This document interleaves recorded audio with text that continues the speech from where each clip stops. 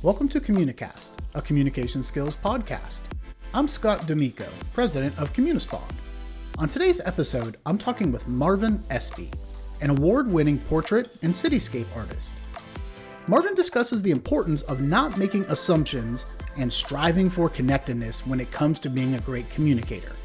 He also shares how to leverage your transferable skills when making a career change. I hope you enjoy.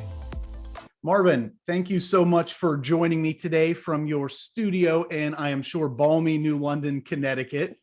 To get things started today, maybe it's just tell us a little bit about your background and really the career journey that brought you to where you are today. Great, thanks, Scott, and it's good to be here. My journey started when my high school art instructor was pushing to get me into a four-year degree at Miami University of Ohio, where he sent all of his most talented art students.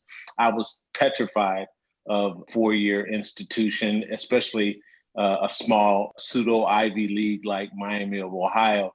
And so I went to the Art Institute of Pittsburgh and got a degree in design and visual communications. And I was so well prepared from high school that I really excelled in a lot in design and figure drawing. And I felt like I had a lot of different directions I could go. Upon completing that degree in 1985, I freelanced for a couple of years looking for that perfect job, but freelancing was paying well. I was doing work for Sears and Roebuck at the time, remember that? And then JCPenney, and I was doing fashion illustration for their Sunday circular in the Cincinnati Enquirer and the Cincinnati Post. And I thought, I'm on my way. But then a little thing called computer graphics and Macintosh came around, and all that work that was previously handmade, so to speak, went digital. And that digitalization of it all really set me back because I wasn't prepared to go back to school again. And I kind of had in my mind that I'm on the path that I'm supposed to be on. And all of a sudden there was no wind in my sails. I met a little girl that I liked that was cute and smart and ambitious. And I thought, she's not going to want anything to do with me if I don't have a job. And so this freelance thing wasn't looking real to her. And so I got a job in sales. I think one of the first was phone sales. I was dialing numbers, trying to get people to buy photo packages for, I think it was Olin Mills at the time. Wow. I was that guy that, I learned the coffee close. We'll talk about that one day. So that led to about a 27-year detour that took me through technology sales, communication technology sales. I sold Cisco products and T1 integration, eventually landed higher education, selling online education for adult learners. And along the way, I kept a sketchbook and I did little projects here and there, but art was way off to the side. Toward the end of that 27-year period, the last somewhere in the middle there, I did marketing consulting. With the idea was that I would blend the careers I've had of sales and marketing on one end, but being on the design end of it also. So I did that until 2008 when everything went to pot, and it wasn't the best time to be on my own. And that's when I went into the education arena. But then in 2013, fate would have it, I had the opportunity to pursue this passion of art. And my wife introduced me to a gallery owner who gave me an opportunity to have a one-man show. And as a matter of fact, my wife showed her this sketchbook. And this is a sketchbook that I kept. Most of these drawings were done on office copier paper with Unreal. ballpoint. Wow. And that's my Robert De Niro and my Robin Williams. And I was doing these sketches on conference calls when you got your headphone on and you're in your cubicle or you're at your desk. I doodle and it looks like you're taking notes. And so, and it was really the way I concentrate. Based on those sketches, gallerist said, listen, if you can give me some art that I can hang, paintings or something like that, I'll give you a show. I mean, you clearly got talent. So in about 2.5 months, I did 15 paintings. large paintings, and she gave me a one-man show. One of those paintings, a couple months later, I entered in a citywide contest in Charlotte, North Carolina. There were 60 artists who each presented 3 pieces of work for a judge. And out of 180 pieces, mine took best of show. And the first contest I'd entered since 8th grade. And taking best of show gave me the affirmation that I got to find a way to separate from this corporate world and do what I'm best at. Outstanding. That is quite a career journey. And I will say a 27-year detour is pretty big detour. And it sounds like the type of detour I take when I'm driving and on the family road trip and refusing to stop and ask for directions and won't listen to Google Maps. But no, yeah. I appreciate you sharing the journey that you went on and just how you kind of continue to refine those skills, develop the skills that you had, and then acquired new skills that you could later on use in this kind of next phase of your career. And you and I have known each other for quite some time, and we've talked a lot about, you making that transition from corporate America to now the full-time art career, how you're able to really leverage a lot of the communication skills and the transferable skills that you picked up on your corporate jobs and those sales jobs to really help for success today. And I believe even helped you in that first competition that you entered. And with this idea of communication skills, when you hear that, when you hear somebody, whether it's in the business world or in the art world, somebody is a strong communicator, they're an effective communicator. What does that mean to you? What's that look like?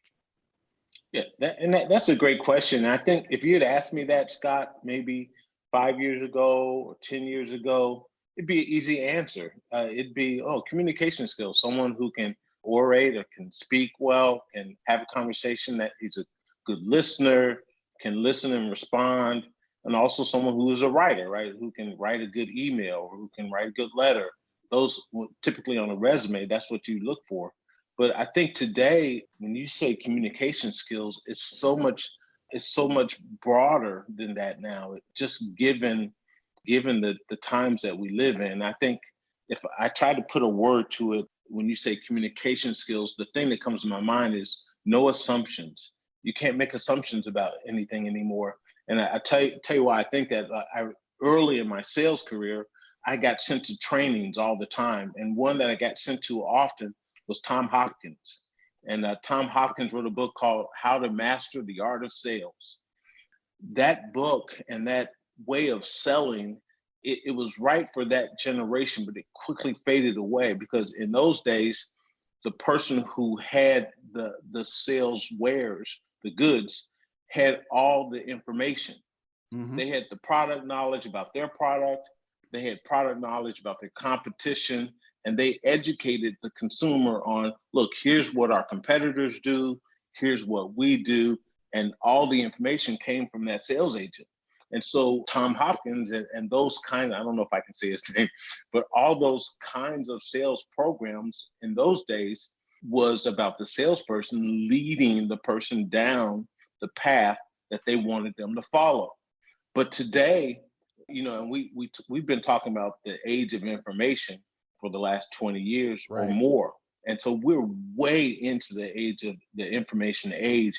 And I think it's brought about things that we would not have even imagined. We thought, well, just having now people are going to have access to information. Well, that changed the sales game because I can't come to you, Scott, the assumption that I have all the product knowledge and I can tell you, I can list for you, here are the benefits that you're going to experience. And here's the cons, because you may have privy to information that I don't even know about. Mm-hmm. Whether the information is true or not, I don't know. There's so much information that I may not even have enough information to work around any misinformation that you may have, because you may have so much of it. So I think that today, having no assumptions, assuming that the person that I'm trying to communicate with has a whole battery of opportunity for information that I don't know what media outlets they look at. I don't know what social media, I don't know what podcasts they listen to. There's information everywhere at our fingertips all the time. And so I can't make assumptions about what I think they know or how best to communicate with them. That is so important. And as you mentioned, the balance of information really has shifted with the advent of the internet and just so much information out there, so widely accessible to anyone that's looking for something. So if we go into a sales meeting, it's fair to think that they probably already know everything about what we do. They're pretty far along in that buying journey. They have the information. They may just have some questions they want answered or to really see it in action. So kind of going in and really focusing on not necessarily about me and what I want to tell you, but listening, asking questions, focusing on what's most important to that person so that I can share. Because if I go into a meeting with an assumption that, oh, I need to tell them all about my business, all about my products, all about our services, I could waste 15 or 20 minutes and really put that person off because they're like, yeah, I know all that. I saw that on your website. Yep. One of my colleagues referred me to you. They told me all about it. I went through one of your programs or experienced your product 10 years ago. Here's what I want to talk about today. So I think that's great. This idea of going in with no assumptions, just because really the world has changed and the access to information is just so widely available. Absolutely. You're funny, and connected to that, Scott. I'm often, my wife and I are invited out to functions and groups and organizations, and a lot of times it's an opportunity to be a part of this group, or my wife has the opportunity to speak or something like that. But when I arrive, more often than not now, I'm finding out that the people there know all about me, that the person who invited me may have collected data from my website or from articles or whatever, and have forwarded it to the people. Hey, let's welcome Marvin Espy to this such and such event. Take a look at his bio. Look forward to meeting him. And so I get to an event, and I didn't realize this at first, but by the time I arrive, people they already know my story. Mm-hmm. So the 27-year history thing that I'm always sharing, people already know it. Yeah. When I walk in the room. So it's definitely, you can waste a lot of time talking before you listen. Absolutely. And on a similar experience, as I thought about the difference between my 10-year high school reunion to my 20-year high school reunion, one of the big developments in that time frame really was social media and Facebook. At the 10-year reunion, it was a lot of time spent catching up. Oh, what are you doing? Where are you working at? So let me see pictures of the kids, things like that. Versus at the 20-year reunion, we really already knew everything. We knew, almost every intimate detail of people's lives there, where they went on vacation, what their favorite food is, their kids. So this idea of knowing what people already know about you, what's out there, what's available is very important. So and it helps to really then focus on what's most important to them, what's really key, what's critical to this conversation. So as I reflected on that, that's really ties into this idea of assumptions, where if I got to that event and was telling everybody about my job and my kids, like, yeah, I know that you post that stuff all the time. Yeah. And you can't lie about it anymore, right? Because they already read, there's no, I can't show up and people aren't surprised that I'm bald. They see on Facebook, oh yeah, Marvin's got no hair. The class reunion takes all the mystery out. Exactly. Oh, that's great.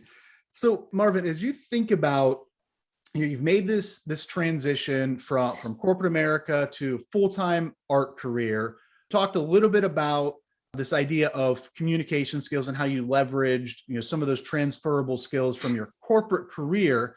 But if you think about in the art world, what are some of the communication skills that are important to really having a successful career, right? Take, talent, obviously you need to be a talented artist, but to really make a career out of it. Tell me a little bit about the communication skills that are most important today in the art world. Yeah. Something that I'm not as surprised about, but it took me a little bit to catch on to is the idea of connectedness. And that, like in my case, if you read about me on my website or somewhere, you see that I'm a portrait artist / cityscape artist. I like painting cities and bright lights and tall buildings, but I also like doing portraits. But if I'm having an exhibition of cityscapes and I'm painting the town that I live in now, and I've painted depictions all around New London, Connecticut. Today, people are not just interested in the art or the content of the art, but if someone sees, geez, Marvin wants $7,000 for this painting, Marvin wants $4,000 for this painting of this city or this street that I live on, what's he doing for our community? What's he doing for this city? What's he doing for this neighborhood?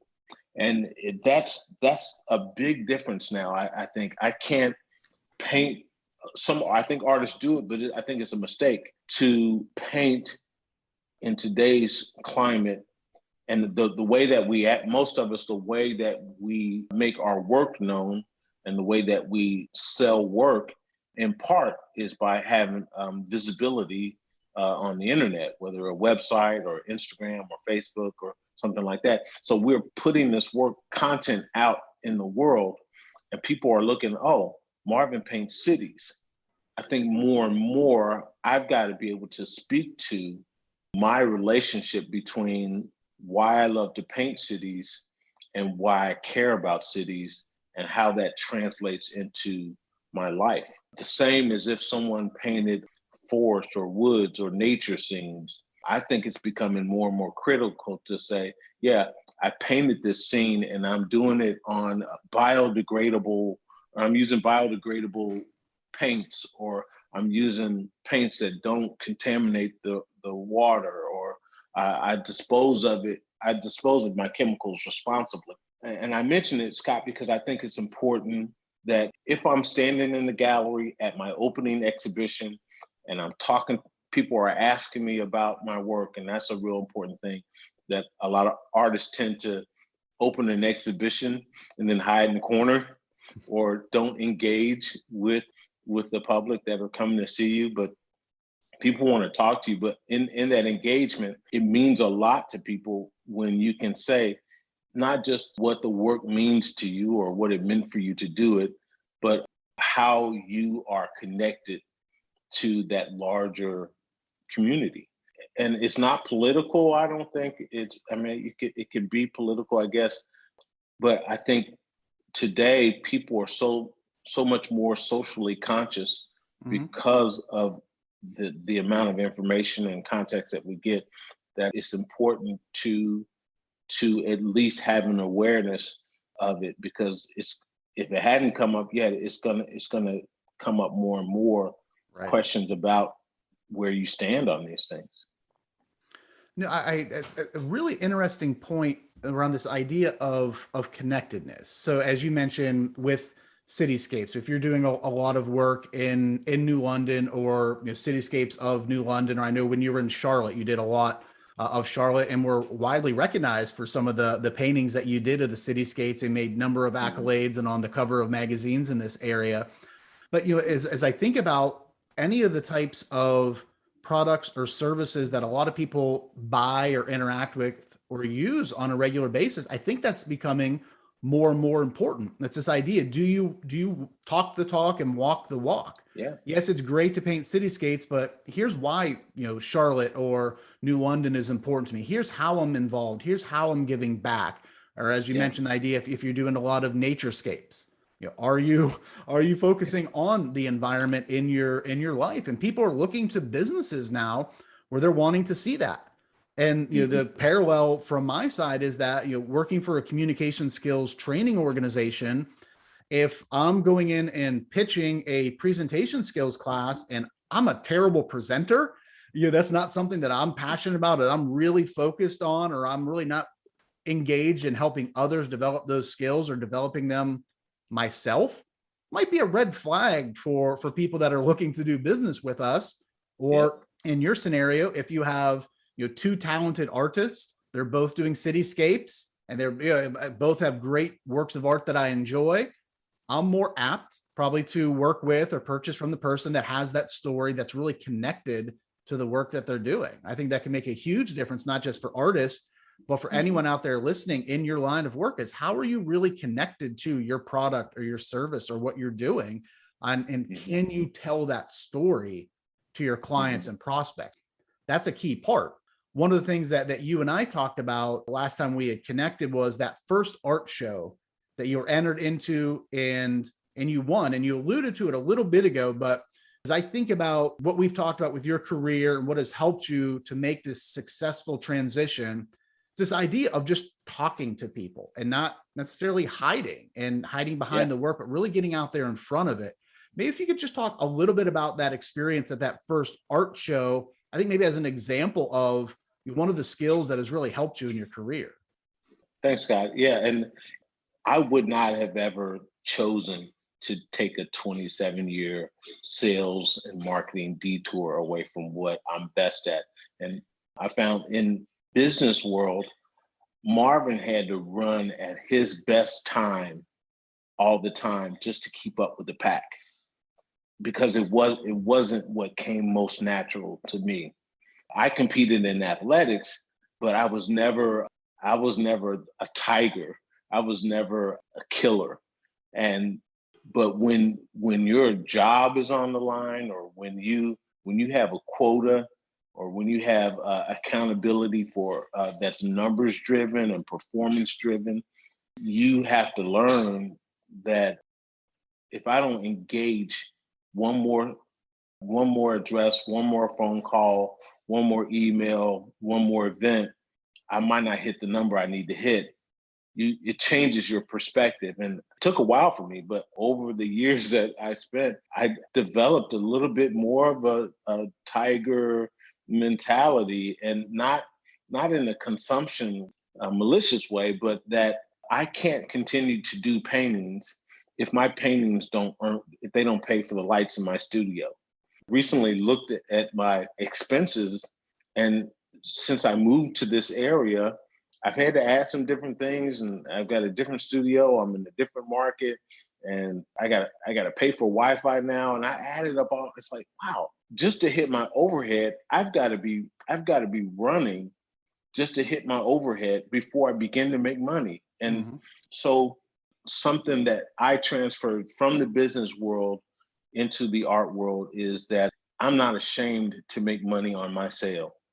I'm not ashamed to ask someone to make this purchase. I'm not ashamed to say to someone, I appreciate your offer, but this piece sells at X dollars per square inch. And at that rate, this is how much it cost. And I do a disservice to people who've invested in me in the past if I discount work for you. Now the work I sold my friend down the road isn't as valuable anymore because I'm discounting. And so I've learned that an artist who doesn't sell has a limited capacity to do work. Unless you're independently wealthy or you have someone who subsidizes your life in other ways, if I continue to make money on my work and my work continues to grow in value and I can continue to sell more and more of it, then I can do bigger projects. I can experiment with more. I can be more creative. I can give back more. I do art classes now, and I have enough people that sign up for my art classes that I can tap a couple shoulders and say, hey, you're really talented, and I know you couldn't register. I want to let you audit this class. Don't worry about the fee. Or I like being able to grab somebody from the neighborhood, or I'm almost to the point now where I can go to a community organization and say, hey, give me 5 kids and let me work with them. So you can't do that if you're afraid of making a sale, and you don't do that unless you engage. And what I've learned though is that people, they don't want your sales pitch. They don't want a lot of fluff. But when someone comes to an art exhibition, you got a couple different kinds of people that come, right? You got people who know you and love you, and they just want to see you do well. They come out, they smile, they tell you nice things. Then they don't even buy art, or they get something from Target and they're good. And you got other people that really have a passion for art. They may or may not be in a position or interested in buying, but they love to come out and see, and they want to engage with you. And so what I do is I stand there, I make myself available, I make myself present, I let people observe for a little while, and then I tell them, hey, so tell me a little bit. What are you thinking when you see this work? What's it mean for you to see this piece? Is it saying something to you? And I'm reflecting in advance the questions that they ask me. Marvin, what were you thinking when you did this? Or what does this mean? And when you give it to them first, I think people tap into their own artist, and people want to feel smart, and people are smart. People want to feel like they have something to say, and they normally do. And it takes the assumptions off my plate when I ask them first, because you can't size people up by what they look like, or how they come to an event, or how they're dressed, or their race or age, or anything. Because when you ask the question, you get these amazing replies. Well, and then people tell you what this art means, and sometimes they speak to my art better than I can. It's like, I wish I had said it that way. And so I think you have to engage, because I think people buy the story. They buy what they feel from the experience they have with you. Definitely. And you bring up a really strong point there. And there's a lot of great similarities just from the business world and a leadership perspective. This idea of you just asking their input first.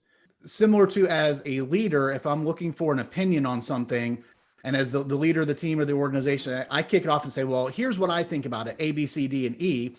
And a lot of environments, you're not going to get a whole lot of dissension from that. Everyone says, oh, okay, yep, the leader thinks this. We're going to go on and say, yep, that's great, we agree. Versus if you open it up and say, what do you all think? I want to hear your feedback about it, and then I'll share my thoughts. You're going to get their honest interpretations from that.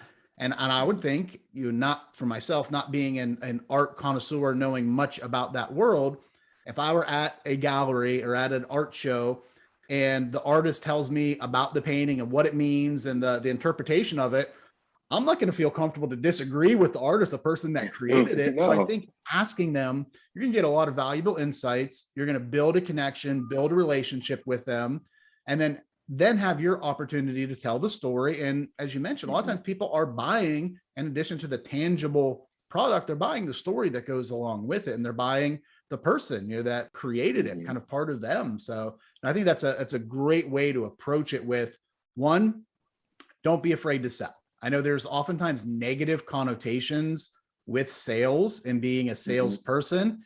And there's a great book out there by Daniel Pink, To Sell is Human. It really means everybody every day is selling. You're selling something, whether you're just influencing a decision at your organization, you're selling the idea that, I have a 12-year-old and a 9-year-old. I'm selling them on wearing a coat. It's 20 degrees out. You need to wear a coat today. For some reason, coats are just taboo at school. I don't know why. Kids don't want to wear them. You're not cool.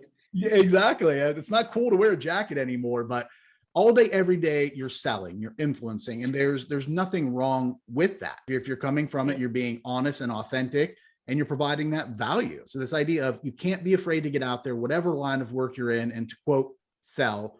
And most importantly, allow people to share their perspectives, put it to them first, check those assumptions, and then be able to tell your story based on what you heard. That's outstanding. Now, Marvin, as you think about your career, throughout the years, who has been somebody that has really influenced your communication style? And you don't necessarily need to name names, but who's someone out there that you've taken something from and tried to incorporate it and make it your own?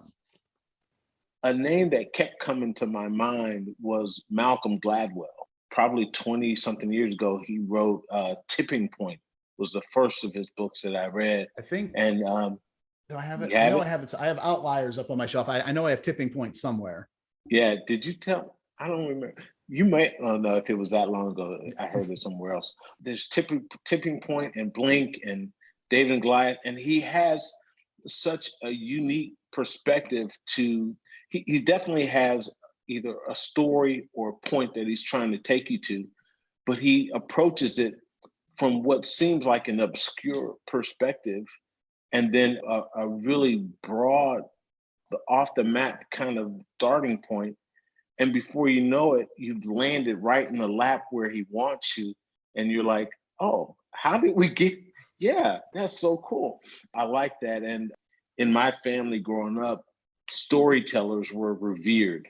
At Thanksgiving, eggnog's going to come out of your nose, or there's going That's a to, great visual. Thanks. and we hear, yeah. A lot of times it was the same stories year after year, but man, you took pride in those and hearing those stories. And then as a kid on the school bus, the coolest kids were in the back of the bus telling stories, making people laugh.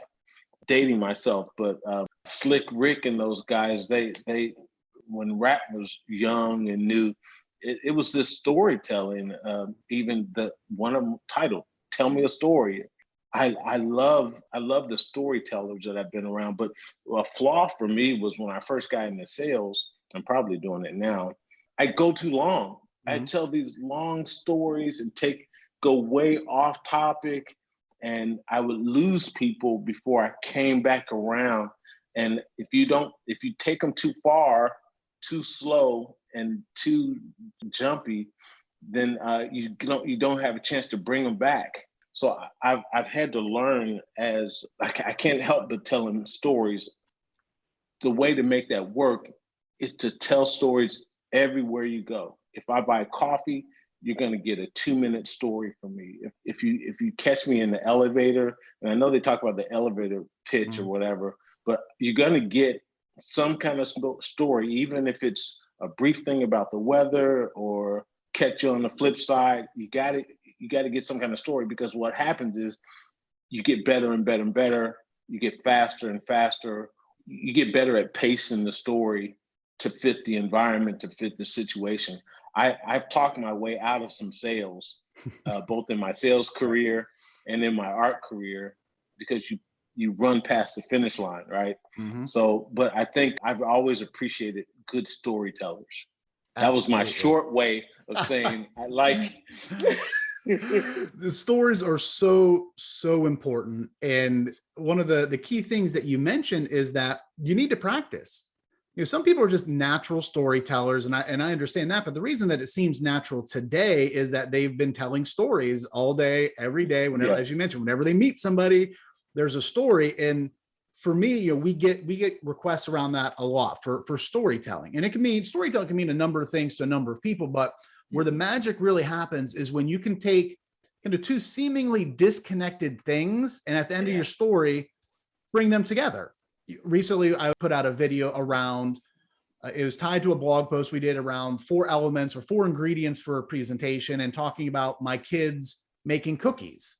And this idea, they're baking cookies, they're excited, I taste it, the cookie's just terrible. They forgot one of the ingredients. I think they forgot to put in the sugar into the cookies, which is a big deal. But bringing that back to, if you have these 4 elements of a presentation, you leave one of them out, it's going to have a huge impact on it. So that's one of the things with storytelling, is trying to figure out, how can I relate somewhat seemingly unrelated things and bring them together? That's when it's going to click for people. We can take, like Malcolm Gladwell does, this abstract, obscure concept and really bring it into reality. And I think with storytelling, especially in the art world, being important to build those relationships, one of the things that I really appreciate when I see your work is that the work itself tells a story. Every line on the paper, every stroke on the canvas, whether it's a wrinkle in someone's face from one of those drawings, or the blurred taillights of a car going down East Boulevard, you can really tell the story as to what's going on in that community, which is really powerful. Well, Scott, it means a lot to me that you spoke so detailed in that, because I can envision what you were talking about. And you say you don't know art. My man. Perfect. That made me feel really good. Well, good. I'm glad. I said, I'm such a big fan of your work. It's amazing. I'm just always blown away whenever I see something new come out from you. So Marvin, as we're wrapping up, just any closing thoughts or piece of advice for somebody that is, one, maybe an aspiring artist, or somebody that's in that career detour, right? They started off going one direction, they've had to pivot for whatever reason that may be. What advice do you have for any of those folks out there? There's a lot of ways to answer that, but the thing that came to my mind is the idea of bloom where you're planted. And I did not I resented at first the idea that this technology thing is putting a damper on this art career that I had. And I remember saying, this isn't going to last. Mm-hmm. This technology isn't, you're not going to be able to replace what I do. Technology, it's not going to last. It's going to come and go. Well, not the case. But when I decided to embrace where I was, I couldn't see I didn't know of any other path outside of, in those days, there were some sales jobs. If you could fog a mirror with your breath, that's all the qualifications you need to, we'll give you a go. But if you bloom where you're planted, you're going to acquire all the skills in that soil. Whatever richness is in the soil where you're planted, absorb it all, grab it, bring it up through your roots, bring it out your stalk, and then bloom. But once you bloom, you can send your pollination out into the wind and let it land in the next spot. For me, it's been a great journey. I wouldn't have planned it this way, but I don't think I could have achieved the small successes I've had so far. I'm expecting to do a lot more, but I don't think I could have achieved what I've done already if I had not had what seemed like a detour at the time, which was really the journey I was supposed to be on. You got to decide where I'm at today. Even if I'm making pizza, I need to be able to run the pizza shop, then get out of there. Mm-hmm. Because the same skills required to run a pizza shop are the same skills required to run a business. You got to make a good product. You got to make people feel good about buying it. You got to deliver on time. You got to have systems in place. You got to have reliability. You got to deliver, and you got to have a methodology. And so if you can take those skills and plug it into the next thing that's a little more sophisticated, and then the next thing, you're going to be able to do whatever you set your mind to. But you got to bloom where you're at. Bloom where you're planted. I've never heard that before. I love that expression. And if I didn't make that up. The pollination part might be me, but I didn't make up the bloom. Yeah. That is great, because you think about, when you made that quote detour, into, sales, business development, whatever you were doing, you could have just very easily just begrudgingly went to work every day, put your head down, fogged the mirror, so to speak, and that would have been it. You probably never would have made this transition, but because you really did focus on soaking up all the nutrients of the soil where you were at each stop along the way, you developed all these skills that you're able to now take into this successful art career that you have going on today. So Marvin, thank you so much again for joining me today. I really do appreciate it, and hope you have a great rest of your day. Scott, it's been a real pleasure. Thanks for having me.